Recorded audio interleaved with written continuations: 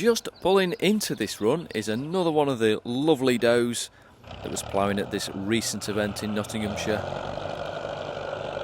sporting the orange and blue colours. Lovely tractor, great to see them. When I saw the event was on, I was like, oh man, I have to go to that. And these were designed by Ernest Doe, where they manufactured pulling two tractors together into one to give a more powerful unit. Nice strong land as well, giving the girls a good workout. Let us know what you think in the comments. I love seeing these in action.